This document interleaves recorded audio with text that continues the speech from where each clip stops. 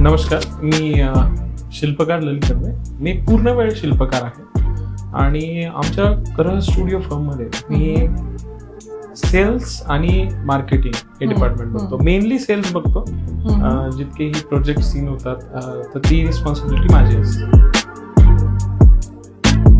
तर सर तुम्ही या क्षेत्रात कसे आलेत? बेसिकली माझ्या वडिलांना खूप आवड होती चित्रकलेची.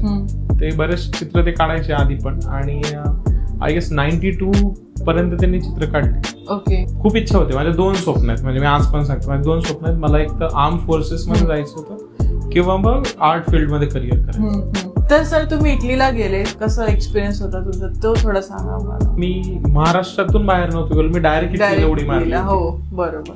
तर अनुभव खूप वेगळा होता आणि भाषेचा खूप प्रॉब्लेम होता. मी मराठी मीडियममध्ये शिक्षण झालंय. त्यांना काही आर्ट बॅकग्राऊंडची गरज नसते तुमच्या, की तुम्ही काय शिकला, तुमचं ग्रॅज्युएशन झालंय, काय झालंय. त्यांना फक्त तुमचा कला प्रवास कसा आहे या क्षेत्रातला त्याच्याशी घेणं देणं असतं.